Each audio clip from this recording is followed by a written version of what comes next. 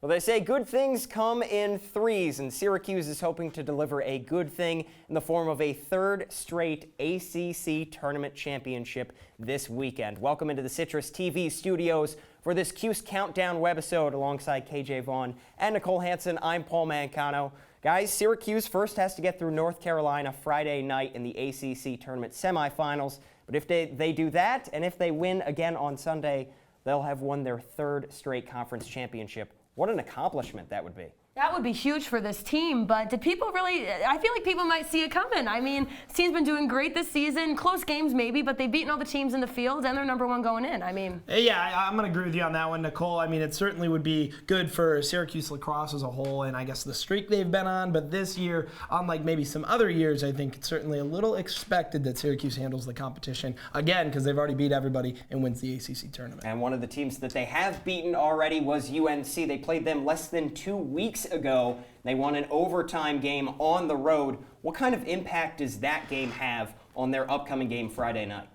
I think the game gave them some confidence. I think knowing that they already beat this team, if there would have been a loss on the board with this team already, it might be a little bit discouraging. But even though it is a close game that they were in, a tough game on the road, though, I think that that's really what gave them most confidence. A close game, but they did it on their home territory, and I think that's really going to give them the boost that they need to be able to go into this one strong. Yeah, Nicole, I mean, other than maybe a little bit of a confidence booster for Syracuse in that they can beat UNC, I don't really think you're going to see a lot of necessarily similarities. On the UNC side, though, I think, if anything, they should be pretty confident that they know they can handle the #1 team in the country, even though they didn't beat them. They didn't finish the deal, but they were up 4 goals, had a 4-goal lead in the last quarter. So on the UNC side, I think maybe it's a little more they know what they're doing coming into this. SU, they handled them before. They handled a lot of teams this year. Other than those type of confidence builders, nothing on the field-wise that I think you're really going to see. All right, fair enough. It is a whole new ball game Friday night. It is postseason play, technically, conference championship semifinals.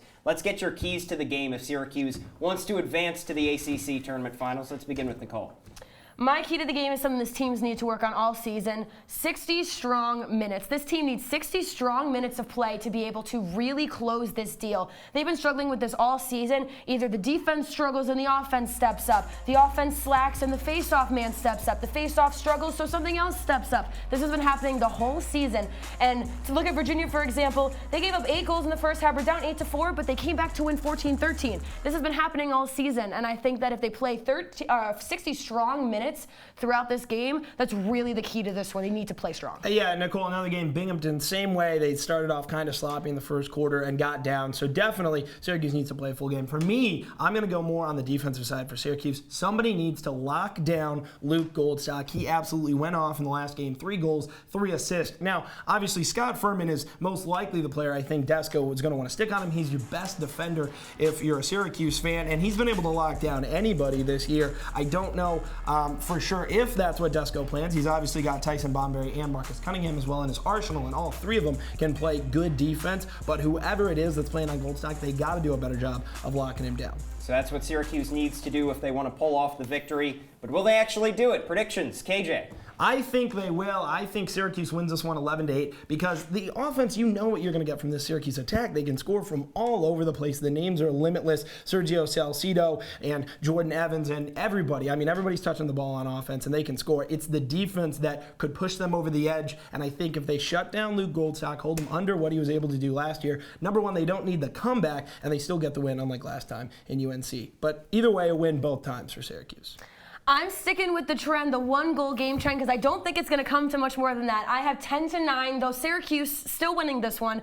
I think that it's going to be like last game. I think it's going to be a tough one. I think it's going to be close, maybe even overtime. This might be something that they need that extra push for again, because while I think they will be able to pull it out with those big men on offense like Sergio Salcido, Nick Mariano, Jordan Evans, those men who've been stepping up recently, I think that it is still going to be something that it's going to be a close one. The defense still might not be able to contain Luke Goldstock, like you said. That'll be a huge key for them. And I think that they'll still struggle with that. So it'll be a close game, but I do think Syracuse will be able to pull it out again. Syracuse has already played in 9 1-goal games this season. They are 8-1 in those games. So both predicting victories for Syracuse in the first round, the semifinals of the ACC Tournament Friday night. That does it for this webisode edition of Cuse Countdown. For KJ Vaughn and Nicole Hansen, I'm Paul Mancano. Enjoy the game.